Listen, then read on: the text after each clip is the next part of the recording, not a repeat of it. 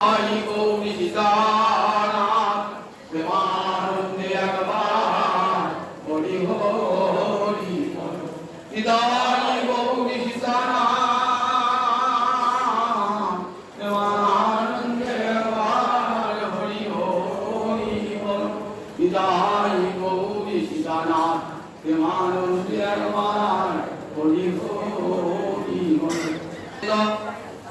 भक्तबिंदे चरण আমার কোটি কোটি দণ্ডবত প্রণিপাত। আজ এক পরম শুভ দিনে আমরা শ্রী গৌরহরি মন্দিরে সমবেত হয়েছি।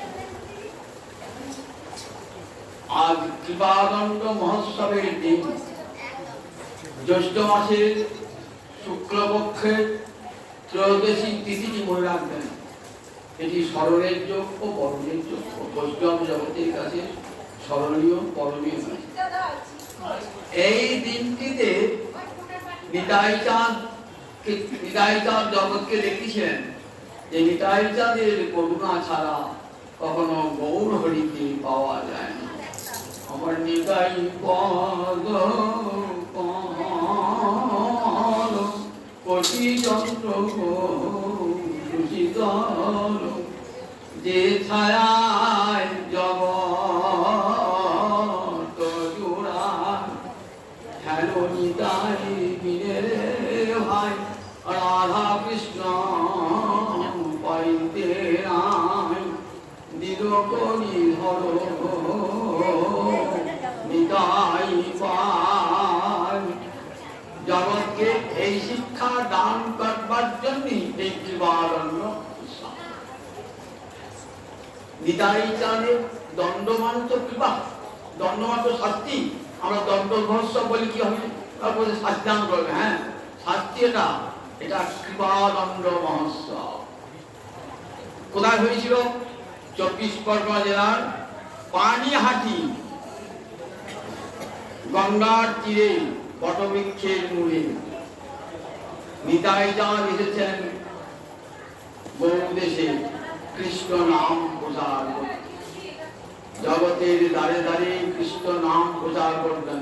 হরে কৃষ্ণ কৃষ্ণ কৃষ্ণ হরে হরে, হরে রাম রাম রাম হরে হরে। এই দিনটিতে, শুভ দিনটিতে বিধাজন বটবৃক্ষ মূলে তাকে কৃপা করবার জন্য ছয় গোস্বামীর অন্যতম রঘুনাথ দাস গোস্বামীকে কৃপা করবার জন্য জয় রূপ সনাতন ভট্ট রঘুনাথ শ্রীজীব গোপাল ভট্ট দাসের রঘুনাথ। এই ছয় গোসাইয়ের করি চরণ বন্দন, যাহা হইতে বিঘ্ন নাথের অভীষ্ট পূরণ। এই ছয় গোসাইয়ের অন্যতম হলেন রঘুনাথ দাস গোস্বামী। কোথায় বাড়ি ছিল? হুগলি জেলার আদি সপ্তগ্রাম। বাবার নাম ছিল গোবর্ধন দাস, জাতিতে কায়স্থ। জ্যাঠামশাইয়ের নাম ছিল হিরণ্য দাস। বাপ জ্যাঠার একমাত্র সন্তান এই রঘুনাথ দাস গোস্বামী। বাপ জ্যাঠার একমাত্র অঢেল সম্পত্তির অধিকারী। তখনকার দিনে জমিদারি থেকে আয় হতো 20 লক্ষ টাকা।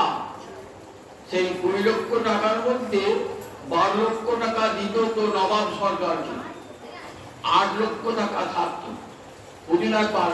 সেই 8 লক্ষ টাকা আজকে দিলে কত হয়? 800 কোটি হয়ে যাবে। তার এত বড় সম্পত্তি। এই যে রাজস্ব থেকে আদায়। তখন সরস্বতী নদী প্রবাহিত ছিল, ওখানে বিদেশি জাহাজ আসত, সেই বাণিজ্য শুল্ক পেতেন এই হিরণ্য দাস এবং গোবর্ধন দাস। আবার নিজেদের প্রচুর জমি জমা সম্পদ ছিল, সেখান থেকে বার্তা। তাহলে বুঝলাম কত রাজা মহারাজার মতন সম্পদের অধিকারী। আর তাদের একমাত্র সন্তান রঘুনাথ দাস গোস্বামী। কি রঘুনাথ দাস গোস্বামী তো আসলে ব্রজের তুলসী মঞ্জরী, রাধা রানীর সেবা করা সখী তুলসী মঞ্জরী। তিনি তো হয়ে এসেছেন এই গোসাই পাতা, সবাই তো মঞ্জরী। তিনি হয়ে এসেছেন আজকে রঘুনাথ দাস গোস্বামী জগৎকে শিক্ষা দান যত তাদের সিদ্ধ হইয়াছেন, জগৎকে শিক্ষা দান করবার জন্য তাদের সাধনা কিছু নাই, শুধু আমাদেরকে শেখাবার জন্যই তাদের সাধনার ছল, তাতে সিদ্ধ হইয়াছেন। আর রাধারানীর সেবা করা সখী নাম তুলসী মঞ্জরী। আর এখন ছয় গোসাইয়ের এক গোসাই রঘুনাথ দাস গোস্বামী। ছোটবেলা থেকেই মনটা আর রাধা গোবিন্দ চরণী। কোথায় পড়তিস দেন? পাশে একটা চাঁদপুর একটা গ্রাম, সেখানে কি চতুষ্পাটিতে পড়াশোনা করতেন। এখানে মহৎ কৃপা লাভ হয়ে গেল। আপনারা হরিদাস ঠাকুরের কথা শুনেছেন তো? হরিদাসটার কথা। সেই হরিদাস ঠাকুর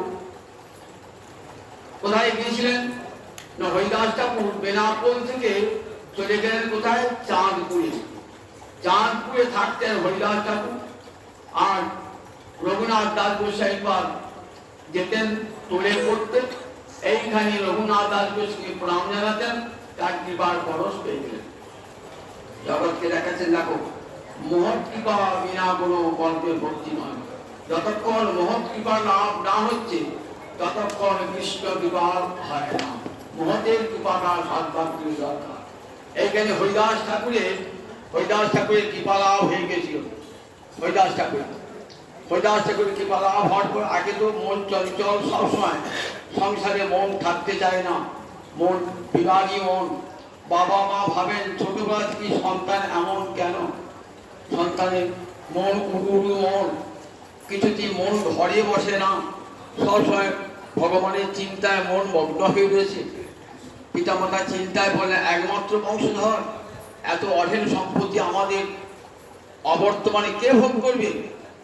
এই ভাবনা চিন্তায় জ্যাঠা এবং পিতা দুজনেই উদ্বিগ্ন। দেখুন রঘুনাথ দাস গোস্বামী ছোটবেলা থেকেই কৃষ্ণ ভক্তির সংস্কার নিয়ে জন্মিয়েছেন। সন্ন্যাস করে মহাপ্রভু গিয়েছেন কোথায়? অদ্বৈত আচার্যের গৃহে। শুনতে পেলেন রঘুনাথ আমার মহাপ্রভু এসেছেন অদ্বৈত আচার্যের গৃহে। সেখানে গিয়ে গৌরহরির চরণে বললেন। তখন রঘুনাথের কত বয়স হবে? 15 বছর বয়সে, বেশি বয়স হবে। রঘুনাথ অদ্বৈতের চরণ বললেন, অদ্বৈত গুরু মহাপুরুষ সঙ্গে পরিচয় করে দিলেন। অদ্বৈত আচার্যকে খুব সম্মান দান করতেন হিরণ্য দাস এবং গোবর্ধন দাস। কয়েকদিন যে কদিন মহাপুরুষ ছিলেন সে কদিন থাকলেন রঘুনাথ দাস। চলে এলেন বাড়িতে। বাড়িতে আসার পর মন উড়ু, কবে চৈতন্য চরণ প্রাপ্ত হব। মনে একটাই চিন্তা, কবে আমার সেই শুভ দিন হবে যেদিন চৈতন্য চরণে আত্মসমর্পণ করব। মহাপ্রভু বাংলাদেশ যাওয়ার ছল করে, কোথায় বৃন্দাবন যাওয়ার ছল করে বাংলাদেশ এলেন।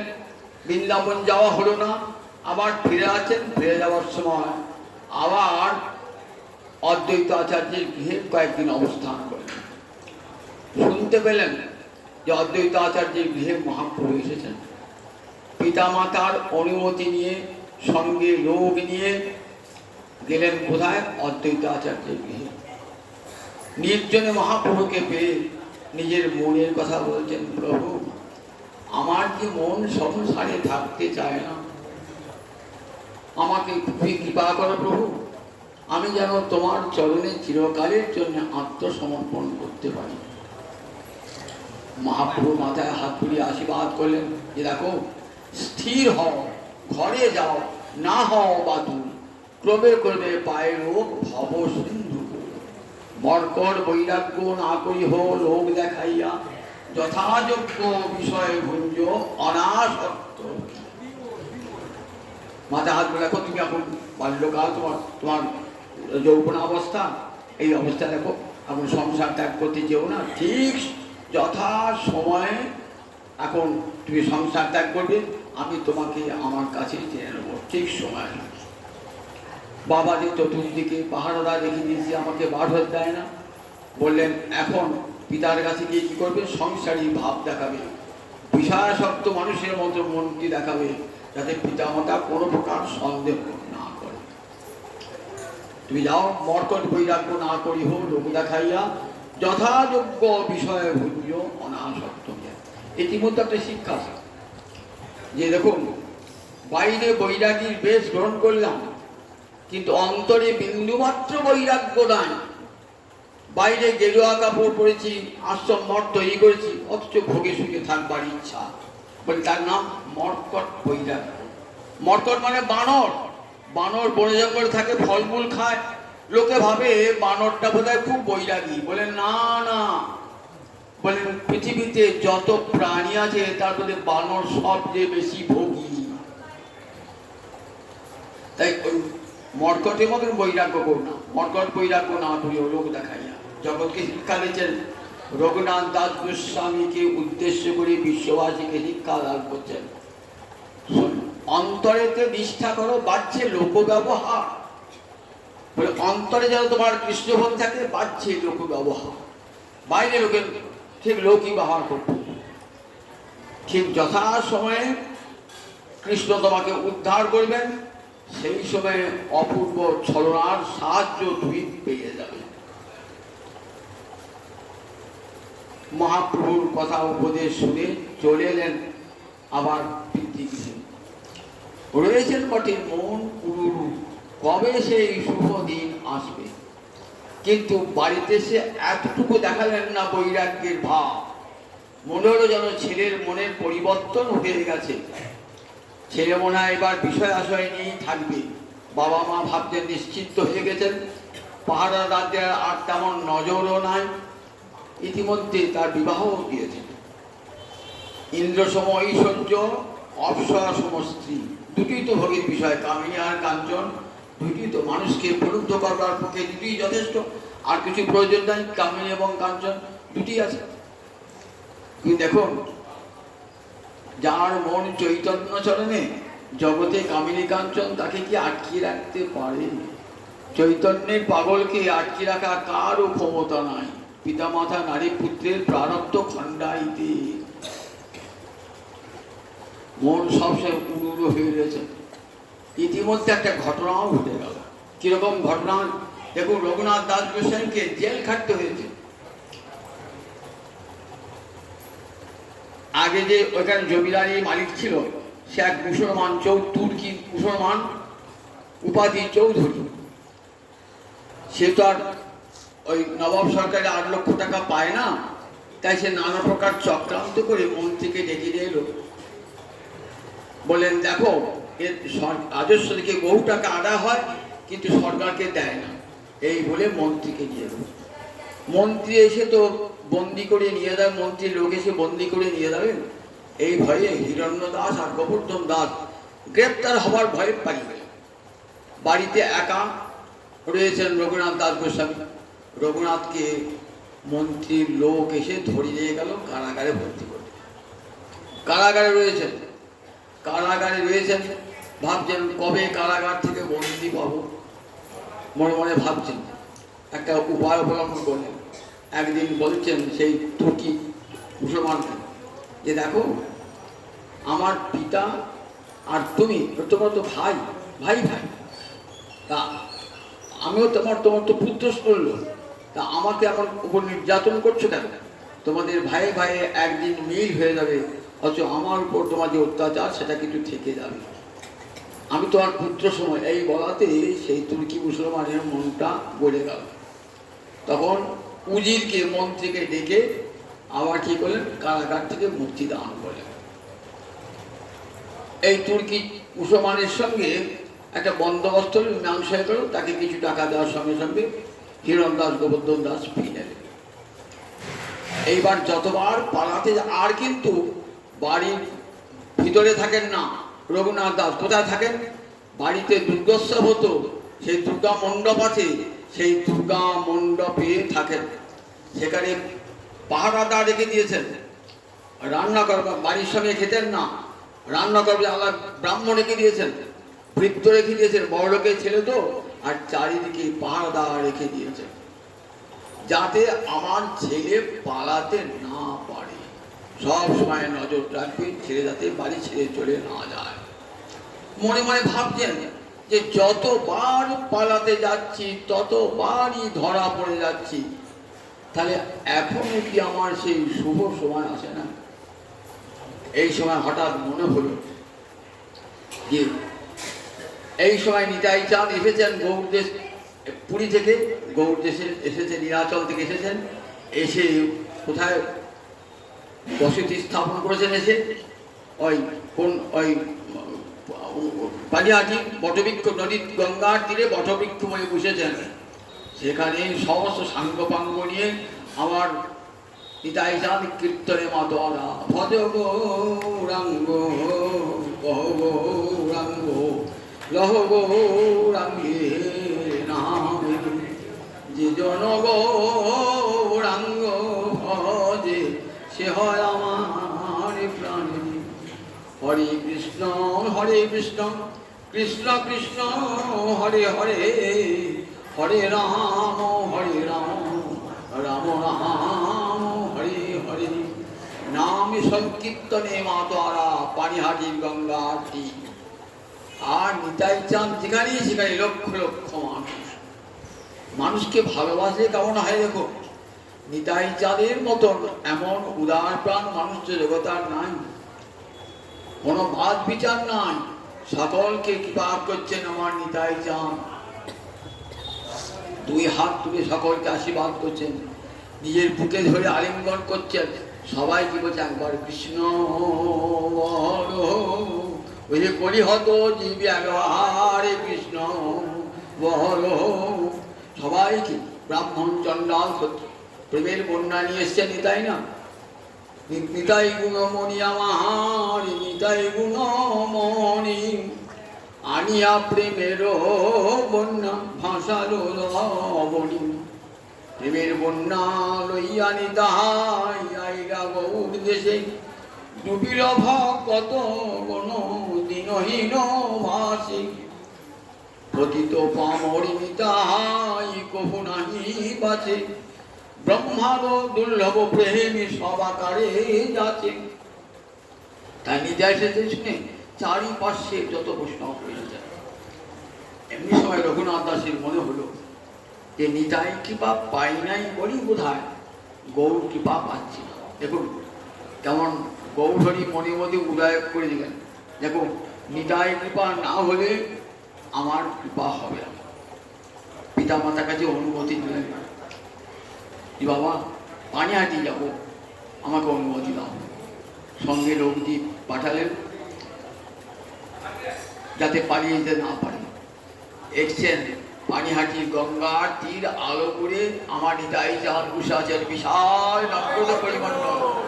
নিতাই চাঁদের বর্ণনা শুনেছেন আজানুলম্বিত ভুজ কনকাবদাত সংকীর্তনৈক পিতর কোমলায় বিশ্বম্ভর দ্বিজবর যুগধর্মপাল বন্দে জগৎপ্রিয় নাম।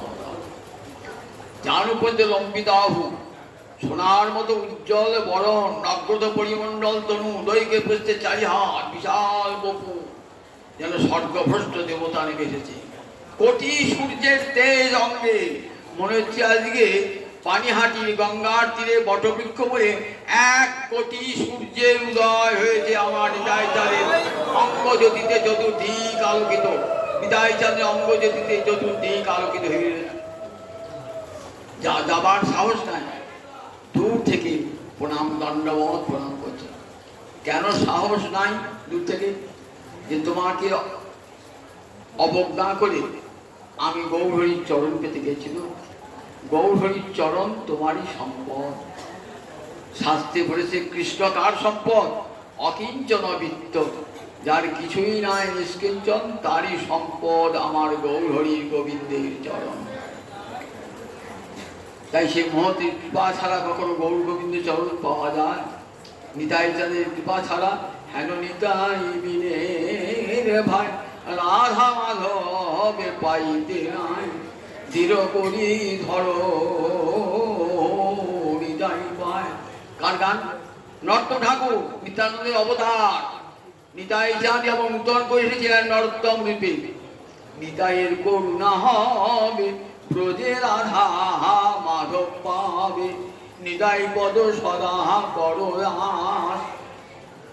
নিতাইয়ের করুণাহারে গৌরকে পাওয়া যাবে, তার করুণাহারে পুজোয় রাধা মাধবকে পাওয়া যাবে। কেন? নিতাই হলেন আশ্রয় তত্ত্ব জগৎ গুরু। বলে যেখানে যত গুরু দেখবে জানবে সব আমার নিতাই চাঁদের প্রকাশ। জগতের যত গুরু নিতাই চাঁদের জগৎ প্রকাশ। তাই নিত্যানন্দ জগৎ গুরু। গুরু কৃপা না পেলে কখনো ভগবানকে পাওয়া যায় না। এটি ভালো করে কান পেতে শুনে রাখুন। গুরু কৃপা ছাড়া কখনো গোবিন্দ লাভ হয় না। আলডিঙে কখনো ঘাস খাওয়া যায় না। গুরুকে তুচ্ছ করে কখনো গোবিন্দ প্রাপ্তি কারো জীবনে ঘটে না। তাই জগৎগুরু রঘুনাথ দাসকে সেই মনে সেই উদয়টা হয়েছে। দূর থেকে প্রণাম করছেন অতি সংকোচে। সেবক দেখেছে, ওই দেখো কে প্রণাম করছে, রঘুনাথ তোমাকে প্রণাম করছে। নিতাই চাঁদ বলছেন, আয় আয় চোরা আয় দিলি দর্শন, আজ রাগ পায়াসি তোরে করিব দণ্ডন। বলে চোর দেখ, পালিয়ে পালিয়ে বেড়াচ্ছিস, আজ আমি আমার হাতে ধরা পড়ে গেছিস চোর, আমি তোকে দণ্ড দান করব। এত বড় বড় লোকের ছেলে চুরি করতে যাবে কেন? চুরি করে তো গরিব লোকেরা চুরি করেন। রঘুনাথ দাস বলছেন বাবার সম্পত্তি সীমানায় চুরি করতে, তাই চোরা বললেন কেন?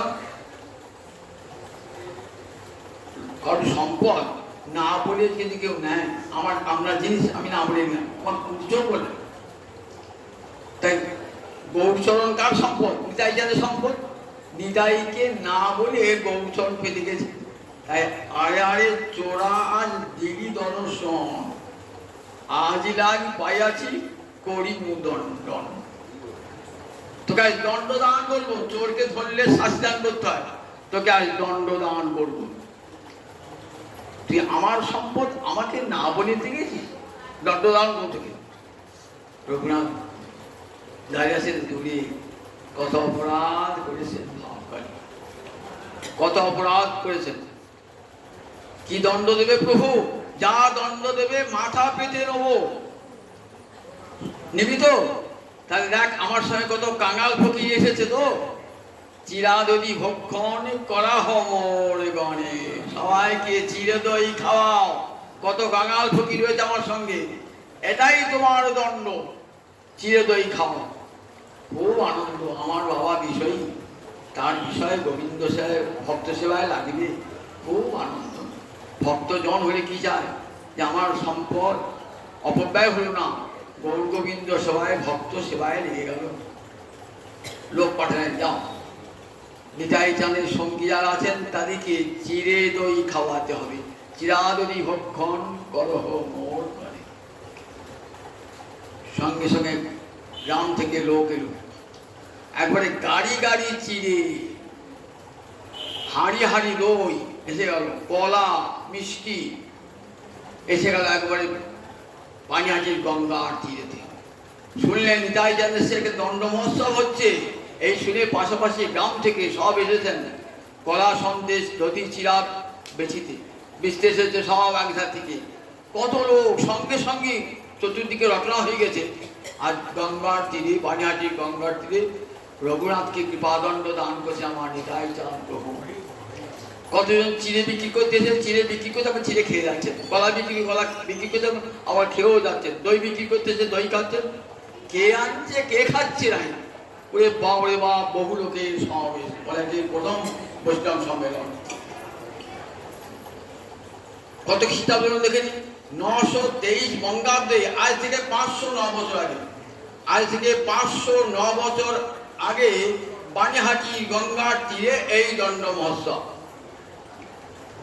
কত লোক তার সীমা, সব লোক তীরে ডাঙাতে পারছে না, এত লোক যে তীরে দাঁড়াবার নাই। কেউ গাছের ডালে উঠেছে, আবার কেউ নদীর জলেতে দাঁড়িয়ে আছে।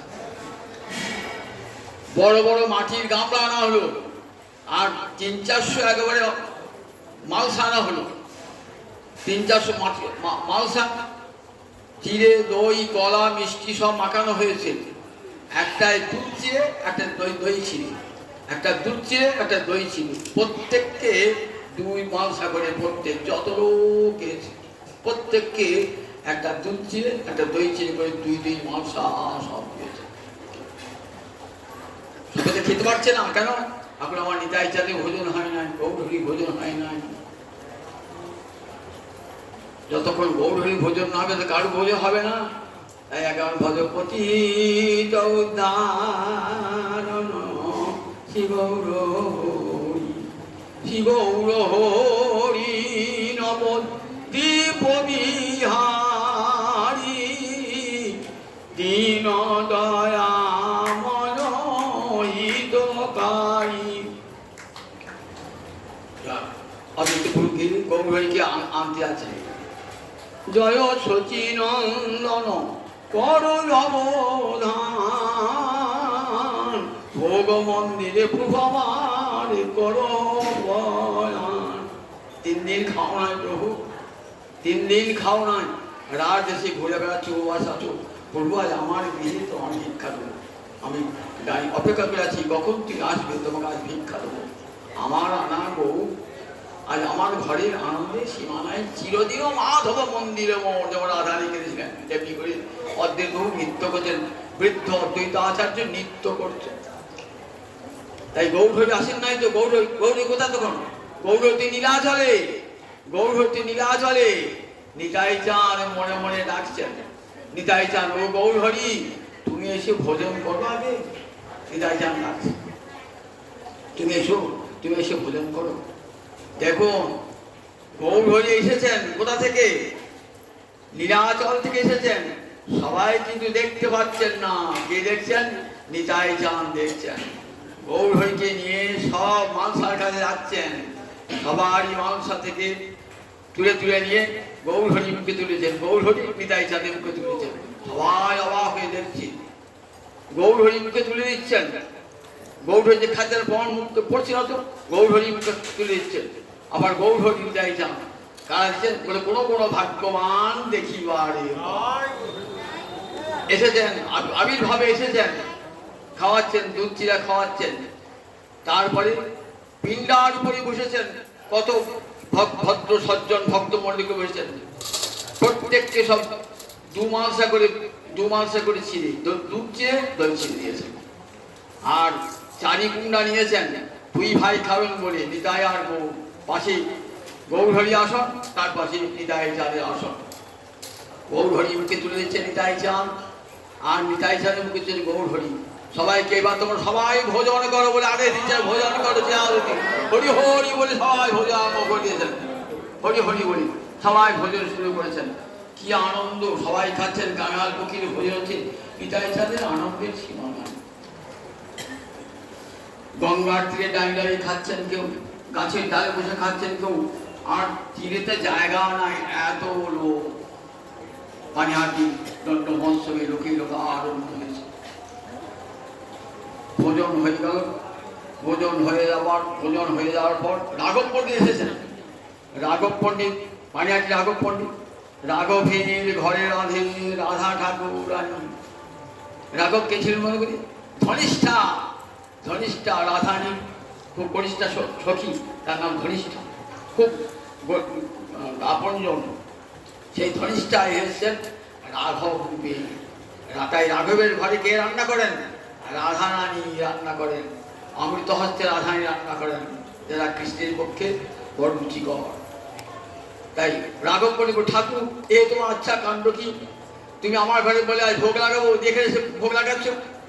বললেন আমি যে জাতিতে গোয়ালা, পুলির ভোজন করতে ভালোবাসি জানো। বৃন্দাবনে গোয়ালাদের নিয়ে আমি কি করেছি, গরু চর্চাতে যমুনা পুলিনে খেয়েছি। আর সব দেখো সব গোয়ালাদেরকে নিয়ে বসে আমি পুলিন ভোজন করছি। তুমিও এসো, তোমার বিয়ে রাত্রিও ভোজন হবে। দেখুন আমরা দেখি ভাগবতে পুলিন ভোজন লীলা আছে। ব্রহ্মাকে যখন মোহিত করেছেন তখন পুলিন ভোজন লীলা, সব ঠাকাগণকে নিয়ে যমুনার তীরে পুলিন ভোজন করতেন মা গোবিন্দ। সেই পুলিন ভোজন লীলা যেন প্রকট হলো আজ গৌরাঙ্গ লীলা। নিতাই চাঁদ করেছেন, ভোজন টোজন সব শেষ হলো। এবার রাত্রিরে আবার রাঘবের মন্দিরে, রাঘব মন্দির প্রবল কীর্তন আরম্ভ হয়েছে। হরে কৃষ্ণ কৃষ্ণ কৃষ্ণ হরে হরে, হরে রাম রাম রাম হরে হরি। হরে নম কৃষ্ণ যাদবায় নম, যাদবায় মাধবায় কেশবায় নম, গোপাল গোবিন্দ নাম শ্রী মধুসূদন গিরিধারী গোপীনাথ মদন মোহন। আমার কি বাহু তুলে দায় নাচছেন গৌর না, সবাই দেখছেন গৌর হরিও নাচছেন, সবাই দেখছেন না কি দেখছেন গৌর হরি নিতাই চাঁদের পাশে বাজে কেন, কার নাম নাচ নৃত্যের শব্দ উঠছে। নিতাই চাঁদ দেখছে আমার পাশে গৌর হরি। রাত্রে ভোজন হলো, রাত্রে নৃত্য কীর্তনের পর ভোজন হলো, গৌর হরিকে খাওয়ালেন। পরের দিন প্রাতকালে আবার এসে বসেছেন ওই বটবৃক্ষের তুলে। রাঘব পণ্ডিতকে জানালেন অতি সংকোচে, নিতাই চাঁদকে বলো আমাকে কৃপা করতে। গৌর কৃপা পাবার পথে কত বাধা, কত প্রতিবন্ধক, আমাকে নিতাই চাঁদ এমন কৃপা করে যেন নির্বিঘ্নে আমি চৈতন্য চরণ পেতে পারি। রাঘব বলছেন, প্রভু তুমি আজ কৃপা করো, রঘুনাথকে কৃপা করো। রঘুনাথকে নিতাই চাঁদ তো কৃপা করবার জন্য এসেছেন, কৃপার ঠাকুর কৃপা করবেন না? কৃপা করবার জন্য এসে নিতাই চাঁদ বলেন, তুমি পুরীন ভোজন করেছো, আমার গৌর হরি তুষ্ট হয়েছেন, আর বলে ডাকছেন। কি করলেন? কাছে ডেকে নিয়ে দুটি চরণ মাথায় তুলে দিলেন, বললেন তোমরা সবাই আশীর্বাদ করো, অচিরাতে পায়ে যেন চৈতন্য চরণ। আমার আশীর্বাদ করো, আমি যেন নির্বিঘ্নে চৈতন্য চরণ পেতে পারি। নিতাই চাঁদ ব্রহ্মাদি বন্দিত চরণ তুলে দিলেন রঘুনাথের মাথে, শ্রীচরণ তুলিয়া দিল রঘুনাথের মাথে। বলে যাও, এবার আর তোমার কোনো ভয় নাই, তুমি যথাসময়ে গৌরচরণ প্রাপ্ত হবে। বলে দিলেন তোমাকে মহাপ্রভু কার কাছে সমর্পণ করবেন? স্বরূপ দামোদর হাতে অর্পণ করবেন, তোমার নাম হবে স্বরূপে রঘুনাথ। গোপনে নিতাই চাঁদের সঙ্গে লোককে সেখানে স্বর্ণমুদ্রা এবং সোনা দান করলেন। জানি নিতাই চাঁদের সঙ্গে যারা এসে প্রত্যেককে মুদ্রা দান করে বৈষ্ণবকে সেবা দেওয়ার জন্য অর্থ দান করলেন, করে ফিরে গেলেন। নিতাই চাঁদের কৃপা লাভ হয়ে গেছে তো এইবার আর চিন্তা নাই, মনে ভাবলেন এইবার শুভ দিন আসবে, আমি যখন নিতাই কৃপা পেয়েছি এবার গৌর কৃপা পেতে আর দেরি হবে না। গৌর হরি কৃপা পাওয়ার জন্য উদ্বিগ্ন হয়েছেন, চারিদিকে এমন পাহারা রেখে দিয়েছেন পিতামাতা যাতে এক মুহূর্ত কোনো মতে যেতে বাড়তে না পারে। চতুর্দিকে পাহারা দাঁড়িয়ে আছেন, সারা দিকে আছেন, কিন্তু কৃষ্ণমায় কি না হয়, যত পাহারাদারি রাখুক না কেন কৃষ্ণের ধন কৃষ্ণের কাছেই যাবে, কেউ আটকাতে পারবে না। গুরুদেব এসেছেন, যদুনন্দন আচার্য গুরুদেব মা রাতে এসেছেন, তখন আর চারিদণ্ড বাকি, রাত শেষ হচ্ছে। এসে বলছে রঘুনাথ রঘুনাথ ডাকছে, সব প্রহরী ঘুমিয়ে পড়েছে। রঘুনাথ কি প্রভু, আমার যে বাড়ির যে সেবক ছিল না, পুরোহিত ছিল না, রাধা যে সেবা করতো, সে জবাব দিয়ে কাল ঠিক আসবে না, তুমি কি একটু বলো? বলে ঠিক আছে প্রভু যাচ্ছে। এই বলে গুরুদেবের সঙ্গে বেরিয়ে এলেন, সবাই নিন্দিত।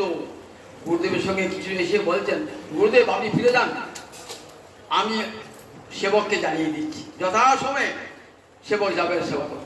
এই বলে দেখলেন এই উপায়, আর উপায় আর এই একমাত্র গোবিন্দ উপায় দিয়ে দিয়েছেন, ছল করে আমার গুরুদেব, গুরু ছাড়া কে কৃপা করবে? গুরুদেব কৃপা করে আমাকে ঘরে বার করে দিলেন।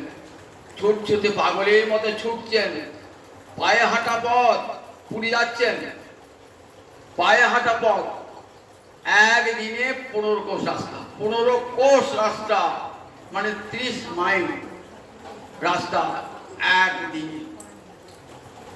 এমনি করে 12 দিন লাগলো, মাঝে 3 দিন খেয়েছেন, 12 দিন ছুটেছেন। ক্ষুধা তৃষ্ণা সব দূর হয়ে গেছে, কতক্ষণে চৈতন্য চরণ পাবো। পুরী ধামে গিয়ে গৌর হরির চরণে পড়েছেন। মুকুন্দ দত্ত যে প্রভু এইরকম রঘুনাথ এসে গেছে, তখন দেখো রঘুনাথ কৃষ্ণ কৃপা বলিষ্ঠ সব হই, কৃষ্ণ কৃপা এত শক্তিশালী, দেখো বিষয় খুব হতে তোমাকে মুক্ত করেছে। বলে বাবু কৃষ্ণকে জানি না, তোমারই কৃপায় আমি সংসার কূপ থেকে মুক্তি পেলাম। গোবিন্দ বলে গোবিন্দ স্নান করতে কদিন খায় নাই, রঘুনাথ তুমি স্নান করিয়ে প্রসাদ পাও। পুরী সমুদ্রে স্নান করে এসে মহাপ্রভু অবশেষ পাত্র দিলেন রঘুনাথকে। রঘুনাথকে স্বরূপ দামোদরকে ডেকে বলেন, স্বরূপ দামোদর, আজ থেকে রঘুনাথ তোমার কাছে থাকলো, যা কিছু সাধ্য সাধন তত্ত্ব সব তুমি রঘুনাথকে শেখাবো। স্বরূপ দামোদর মহাপ্রভু একবার প্রিয় সঙ্গী। স্বরূপ দামোদর কি করতেন? রঘুনাথ দাসকে সেদিন সমস্ত সাধ্য সাধন তত্ত্ব শেখাতেন। একদিন ইচ্ছা হলো যে প্রভু তোমার মুখে শুনতে চাই না, আমাকে সংসার ছাড়ে রে প্রভু, কি আমার কর্তব্য, আমি তো কিছুই জানি না। বলেন তোমাকে তো স্বরূপের হাতে তুলে দিয়েছি। স্বরূপ বলছে প্রভু তোমার মুখ থেকে শুনতে চাই। তবে মহাপ্রভু কি বলেন দেখুন, গ্রাম্য কথা না শুনিবে, গ্রাম্য কথা না কহিবে, ভালো না খাইবে আহার, ভালো না পড়িবে, অমানি মানস হইয়া কৃষ্ণ নাম রবে, ব্রজে রাধা কৃষ্ণ সেবা মানসে করিবে। এই চারটে বয়ারে কেমন সুন্দর কথাই বললেন। গ্রাম্য কথা না শুনিবে, গ্রাম্য কথা না করবে, মানে বিষয় কথা শুনবে না কান দিয়ে, বিষয় কথা বলবেও না। ভালো না খাইবে, ভালো বলে ভালো মন্দ খেয়ে ইন্দ্রকে পুষ্ট করো না, তাহলে গোবিন্দ সেবা হবে না, মন চঞ্চল। লজ্জা নিবারণে যেটুকু পোশাক দরকার সেটুকু। ভালো না খাইবে আহার, ভালো না পড়িবে, অমানি মানদ হইয়া কৃষ্ণ নামে রবে। নিজেকে ভাববে আমি তো অমানি, আমাকে আবার কে মান দেবে, কিন্তু অপরকে মান দেবে। নিজে অমানি হয়ে অপরকে মান দেবে। আর ব্রজে রাধা কৃষ্ণ নামকে আশ্রয় করবে। অমানি মানদ হইয়া কৃষ্ণ নামে রবে, কৃষ্ণ আমি সাধন, কৃষ্ণ আমি সাধ। আর ব্রজে রাধা কৃষ্ণ সেবা মানুষে করিবে। আর গুরুদত্ত দেহে মনে মনে গোবিন্দের মানুষের সেবা করবে। রাগমার্গের ভজন শিক্ষা দান করলেন। রাগমার্গের ভজনের দুটো রূপ, বাহ্যে সাধক দেহে করে শ্রবণ কীর্তন, অন্তরেতে সিদ্ধ দেহ করিয়া ভাবন, রাত্রি দিনে চিনতে ব্রজে কৃষ্ণেরও সেবন। এটি রাগমার্গের ভক্তি। যারা বৃন্দাবনে যাত্রী তারা এই রাগমার্গের ভক্তি আর রাধা গোবিন্দের পুণ্য সেবা পাওয়ার জন্য। এই চারটি কথা সব বলা হয়ে গেল। রঘুনাথ স্বরূপ দামোদরের কাছে থাকেন। সেখানে পিতার খুঁজে খুঁজে পান নাই, লোক পাঠিয়েছেন। পরে শিবানন্দ সেনের কাছে শুনতে পেলে আমার ছেলে পূজানে গিয়েছে। শুনলেন কি করেন না, রঘুনাথ কি করে সিংহদ্বারে দাঁড়িয়ে থাকে আহারের জন্য, সিংহদ্বারে দাঁড়িয়ে থাকে। 5 দিন খেলেন, মহাপ্রভুর কাছে প্রসাদ খেলেন 5 দিন খাওয়ার পর আর রঘুনাথ আসে না। গোবিন্দ লক্ষ্য রাখো তো কোথায় গিয়ে যায় আর প্রসাদ খেতে আসে না কেন? বললেন প্রভু আমি দেখেছি সিংহদ্বারে দাঁড়িয়ে থাকে, পুষ্পাঞ্জলি, জগন্নাথের পুষ্পাঞ্জলি হয়ে শয়ন হয়ে যায়। তারপরে কি থাকে, অনেক অন্নার্থী দাঁড়িয়ে থাকে, সেবকেরা দাঁড়িয়ে অন্ন দান করে। সিংহদ্বারে গিয়ে ভজনের সাথে অনেক রাত্রি গিয়ে দুটি অন্ন ভোজন করে, সিংহদ্বারে দাঁড়িয়ে থাকে। ও সিংহদ্বারে দাঁড়িয়ে থাকে, বেশ ভালো হয়েছে। বৈরাগী ভালো না খাইবা, ভালো না পড়িবা, ভিকারি হইতে যেটুকু মেঘে খাবে, এটি তো বৈষ্ণবের ধর্ম ভারী হয়েছে। এদিকে বাবা পাঠিয়েছেন, প্রচুর টাকা পাঠিয়েছেন, ছেলে নিশ্চয়ই খেতে পায় না বলি আজকে সিংহদ্বারে দাঁড়িয়ে থাকে। বাবার তো মনে কষ্ট হয়, আমার এত অঢেল সম্পত্তি, আমার ছেলে সিংহদ্বারে দাঁড়িয়ে ভিক্ষাবৃত্তি করছে। টাকা দিলেন না, আমার পিতা বিষয়ে তার টাকা দেবো না। মহাপ্রভুকে খাওয়াবার ইচ্ছা, খাওয়াতে কিন্তু পয়সা চাই না। মহাপ্রভুকে বলেন মাসে 2 দিন ভোজন করবে আমার কাছে প্রভু। বলেন বেশ তাই হয়। 2 দিন ভোজন করতে কি লাগে, 8 আনা পয়সা। এই 8 আনা করে 2 বছর নিলেন, 8 আনা করে, মানে মোট 12টি টাকা নিলেন। নিয়ে মহাপ্রভু বলেন, তারপর নিমন্ত্রণ করেন না। মহাপ্রভু সবই জানেন, বলছে গোবিন্দ আমাকে আর রঘুনাথ নিমন্ত্রণ করে না কেন? তা বলছে প্রভু তুমি রঘুনাথের উপরোধে যাও, বিষয়ের অন্ন তো খাও না, সেটা জানে। বিষয়ের অন্ন খাইলে মলিন হয় মন, মলিন চিন্তাতে না হয় শ্রীকৃষ্ণ স্মরণ। বলছে বিষয়ী লোকের অন্ন খেও না, কি হয় যে অন্নদাতা তার পাপ স্পর্শ করে যে ভোক্তা, দাতা ভোক্তা উভয় নরকে যায়। সেই জন্য কখনো বিষয়ী অন্ন স্পর্শ করবে না, শাস্ত্রের নির্দেশ। বিষয়ী অন্ন খাইলে মলিন হয় মন, মলিন মনেতে না হয় শ্রীকৃষ্ণ স্মরণ। ভালো হয়েছে। আর নিমন্ত্রণ করেন না।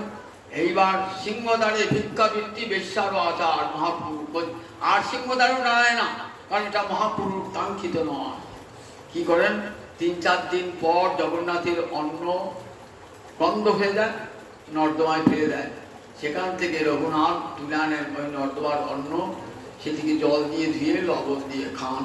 আর হরে কৃষ্ণ কৃষ্ণ কৃষ্ণ হরে হরে, হরে রাম রাম রাম হরে হরে, এই নাম সংকীর্তন করেন। এমনি করে হরদামোদারের কাছে সঙ্গে মহাপ্রভু অন্তরঙ্গ সেবা করেন। রঘুনাথ মহাপ্রভু অপ্রকট হয়ে গেল, সর্বদামোদর অপ্রকট হয়ে গেল। ভাবেন এবার যাবো কোথায়? মহাপ্রভু একটা শিলা দিয়েছিল, গোবর্ধনের শিলা আর একটা গুঞ্জা মালা।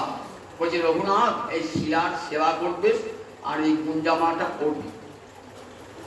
শিলাটা দিল কেন? গোবর্ধনের শিলা। বললেন আমার যেন মনে হলো আমার অপ্রকটে তুমি গোবর্ধনে যাবে, আর এই গুঞ্জা মালা দিলাম তোমাকে রাধারানীর চরণে আমি মহাপ্রভু অপ্রকট, সর্বদামোদর অপ্রকট পাগল হয়ে ছুটছেন। আর আমি থাকবো না, আমার গৌরহরি চলে গেলেন, প্রাণনাথ চলে গেলেন, আমি বৃন্দাবনে গিয়ে মহাপ্রভু বাক্যরস্থ রক্ষা করব, গোবর্ধনের তটে বসে সেখানে কি করবো, সেখানে প্রাণ পরিত্যাগ করব। রূপ সনাতন এসেছেন।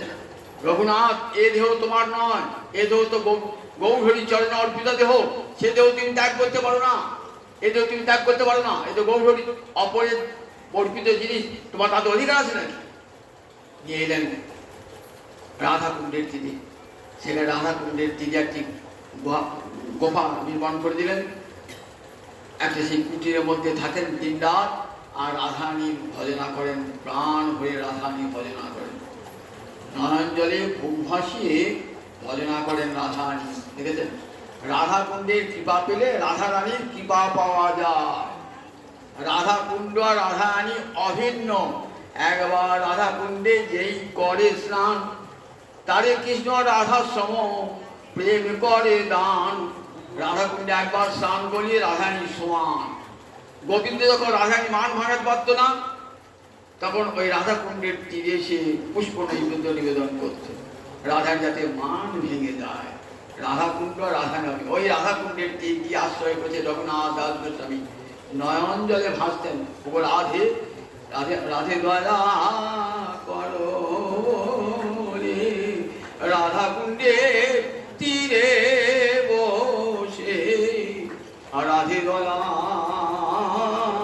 করো বলে, নয়নে জলে বুক ভাসায় গোসাই কাঁদে, রাধে দয়া করো বলে। ও রাধারানী, শুনেছি রাধাকুণ্ডে পড়ে থাকলে তোমার কৃপা পাওয়া যায়। সব ছেড়ে এসেছি তোমার চরণ বাবার আশায়। একবার স্বপ্ন দেখা দেবে না দেবী? একবার স্বপ্ন দেখা দেবে না? রাধারানী সবে বলছেন, শোন রঘুনাথ, আমি তোকে কৃষ্ণের চরণে অর্পণ করলাম। না না দেবী, ন জীবামি দয়াবি না, আমি তুমি ছাড়া বাঁচব না এক মুহূর্ত। তোমার ওই চরণ সেবা করবার যদি তো রাধাকুণ্ডের তটে পড়িয়াছে। মণিকে বসনে দিয়ে গায়, দুলায় বড়া গড়ি যায়, রাধে দয়া করো রে। ওহে বিশ্বভানু রাজ নন্দিনী, এইবারে দয়া করো রে। ওহে করুণাময়ী প্রেমময়ী, রাধে দয়া করো রে। একবার বর্ষার পানি চেয়ে কাঁদে, একবার যাবর পানে চেয়ে কাঁদে, গোবর্ধনের তটে বসে রাধে দয়া করো রে। নয়ন জলে বুক ভাসায়, রাধে দয়া করো বলে, নয়ন জলে বুক ভাসায়। রাজার ছেলে মলিন বসন দিয়ে গায়ে বুঝে ধুলায় গড়াগড়ি যাচ্ছেন। দেখেছেন ছয় গোস্বামী কেমন সাধনা, এমনি আসলে কৃষ্ণ পাওয়া যায়। সব ছেলে আজও সেই রাধাকুণ্ডের তীর আছে, আজও রঘুনাথ দাস গোস্বামী স্মৃতি বহন করছে। নয়ন জলে মুখ ভাসিয়ে রাধারানীকে দেখেছেন।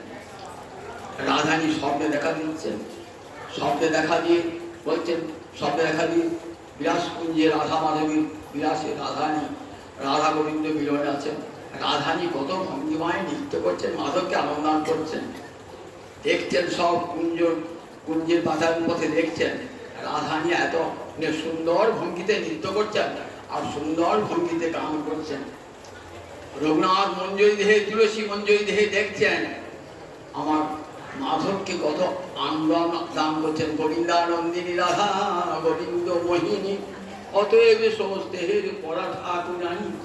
যে গোবিন্দ জগৎকে আনন্দ দান করে আর সেই গোবিন্দকে আনন্দ দান করে আমার রাধা রানী। দেখছেন কেমন করে আনন্দ করছেন গোবিন্দ আমার প্রেমের বিহব্ব। রাধার নৃত্য শেষে বসেছেন, পালনকে বসে আছেন। রাধারানী আলু ঠালু বেশ, চুলগুলি সব মুখে পড়েছে, কি সুন্দর। পদ্ম ফুল যদি শ্যাবলায় ঢাকা থাকে না তবুও সুন্দর। মহাকবি কালিদাস বলছেন সরসীয় মনোবিদ্যম সই বলে না কিরম। সরসীয় মানে পদ্ম যদি শ্যাবলায় ঢাকা থাকে তবু তার মুখ পকড়া যায় না। আর রাধারানী আলু ঠালু বেশ, মাথার চুল করে ফুলি বেলি ফুলে গেছে। শ্যাম সুন্দর করে আমার সাজিয়ে দাও, আমি যেমন ছিলাম তেমনি করে দাও, আমার পায়ে আলতা পরিয়ে দাও। শ্যাম সুন্দর পুরুষ মানুষ সে কি মেয়েকে সাজাতে পারে? দাও দাও। রাধে তোমার চরণ আমি সাজিয়ে দিচ্ছি, তোমার চরণে আলতা পরিয়ে দিচ্ছি। চরণে আলতা দিয়েছেন, চরণটা ধরেই তো বিহব্বল। এমন সুন্দর চরণ জগতে কারো আছে? আমার রাধারানীর সুগমর চরণ, যে চরণে 19টি চিহ্ন আছে, বাম চরণে 11টি আর দক্ষিণ চরণে 8টি। যে চরণ পাওয়ার জন্য জয়দেব তুমি লিখতে ভয় পেলে কেন? সরগরল খণ্ডন মম শিরসি মণ্ডন দেহি পদ পল্লব পুরাণ। এই চরণ আমার মস্তকের ভূষণ, এই চরণ বারবার দেখছেন, বিহব্বল হয়েছেন। নিয়ে যাবেন রাধারানীর চরণে আলতা পড়াতে যাবে না, আলতা পড়াতে গিয়ে পড়াতে পারছেন না। তখন পাশে তুলসী বসে আছে, রঘুনাথ দাস গোস্বামী বলছে তুলসী শ্যামকে সরিয়ে দে, তুই আমার চরণে আলতা পরিয়ে দিবি। তখন ঠেলা মেরে যাও, তুমি পুরুষ মানুষ, তুমি গরু চড়াতে পারো, তুমি কে আলতা পাড়াতে পারো, এবারে সরিয়ে দিচ্ছে। এইবার দেখছে রাধারানীর চরণটা হাতে নেবার জন্য আর চরণ পাচ্ছেন না। তখন হাওয়া কাছে ও দেবী তোমার চরণ কই, তোমার চরণ কই। তখন বাহ্য বেশ ফিরে এসছে, অন্তর্দশা দেখছি না রাধারানীর চরণ সেবা। ওই চরণ কই, তোমার চরণ কই প্রভু, দেবী তোমার চরণ কই। বলতে বলছে হাওয়া করে কেঁদে করা দিচ্ছে। আবার দেখছেন রাসনৃত্য হচ্ছে, রাসনৃত্যে শ্যাম সুন্দর মুরলী বাজাচ্ছেন আর রাধারানী বীণা বাজাচ্ছে, নৃত্য করছেন, বীণা বাজিয়ে নৃত্য করছেন। আবার তার কিঙ্কিরির শব্দ উঠছে, রাধারানী কিঙ্কিরির শব্দ উঠছে। কিঙ্কিনি কি বলছেন? কিঙ্কিনি কিঙ্কিনি রাই কিনি কি শ্যাম কিনি কিঙ্কিনি কিঙ্কিনি। কিঙ্কিনি বাজছে রাধারানী চরণে, রায়কে কিনবো না শ্যামকে কিনবো। এত সুন্দর রাধারানী নৃত্য করতে করতে রাধারানী বাম চরণের মুকুটি খুশি পড়ে গেছে। দেখছেন সব ধ্যানে, কোন দেহে কোন মঞ্জুরি দেহ দেখছেন, কি করছেন? তখন টুক করে গিয়ে রাধারানীর চরণটি পরা, রাধারানীর চরণে ওই নুপুরটি পরাবার জন্য এগিয়েছেন। আর কেউ বাচ্চা এসে গেছে, বাইরে অন্তর্দশা কেটে গেছে, বাচ্চাদশা এসে গেছে। তখন হা রাধারানী দাও গো, তোমার চরণ দাও, তোমার চরণে আমি নুপুর পরাবো, দাও চরণ দাও। হাওয়া হাওয়া করে কেঁদে উঠছে। এমনি করে বিরাট কুসুমাঞ্জলিতে দেখেছেন হে দেবী তব রাধারানী, আমি তব চরণ, যে চরণ রাশিটা অহম, আমি তোমার চরণের দাসী। তুমি তোমার প্রবল কৃপানৌকা দিয়ে তোমার পাদপঙ্ক আমাকে নিয়ে চল প্রভু দেবী। আমি সব সংসার ঘর ছেড়েছি তোমার সেবা করবার জন্য। জ্যৈষ্ঠ মাসের দিনে ভয়ঙ্কর রৌদ্রতাপিত দেহেতে, সেখানে খোলা আকাশ, সেখানে সমস্ত সূর্যের বৃন্দাবনে ওই সময় কেমন গরম ভজন করছেন রাধাকুণ্ডের তীরে বসে। রাধারানী আঁচলটি ধরেছেন, আমার রঘুনাথের মাথায় যেন সূর্যের তাপ না লাগে। রাধারানী এমনি করে ভজন করছেন। কত গ্রন্থ লিখলেন, বিরাট কুসুমাঞ্জলি তার অন্তিমে লেখা। বিরাট কুসুম রাধারানীর চরণে অঞ্জলি করে দিচ্ছেন। কুসুম মানে ফুল, আমরা তো পুষ্পাঞ্জলি দিই, বিলাপ কুসুম অঞ্জলি দিচ্ছেন রাধানীর চরণী। গ্রন্থের নাম হলো বিলাপ কুসুম অঞ্জলি। মুক্তাচরিত বলে গ্রন্থ সংস্কৃত ভাষায় সুপণ্ডিত ছিলেন, মুক্তাচরিত লিখলেন। তারপরে অনেক স্তোত্র রত্নাবলী লিখলেন, চৈতন্য স্তবকল্প বৃক্ষ রচনা করলেন, গানকে নিয়ে চিন্তামণি রচনা করলেন, বহু গ্রন্থ রচনা করেছিলেন রঘুনাথ দাস গোস্বামী বাবা। ওই রাধাকুণ্ডের তীরে ভজন করতেন আর দিবারাত্র নয়ন জলে ভাসতেন। চিরকাল বহু দীর্ঘজীবী ছিলেন রঘুনাথ দাস গোস্বামী বাবা। প্রতিদিন সহস্র বৈষ্ণবকে প্রণাম, লক্ষ কোটি দণ্ডবত। প্রতিদিন রঘুনাথের নিয়ম যেন পাষাণের লেখা। রাধানী ছাড়া আর কিছুই জানতেন না রঘুনাথ দাস গোস্বামী। কি কঠোর নিয়ম, কি কঠোর বৈরাগ্য রঘুনাথের। জগৎকে দেখিয়েছেন, দেখুন কৃষ্ণ পেতে হলে কেমন করে সর্বস্ব ত্যাগ করতে হয়, সর্বত্যাগ করি করে কৃষ্ণের ভজন। কঠোর বৈরাগ্যের আদর্শ রঘুনাথ দাস গোস্বামী। আর সেই রঘুনাথের চরণে কোটি কোটি প্রণাম জানিয়ে আজ এখানে হরিকথার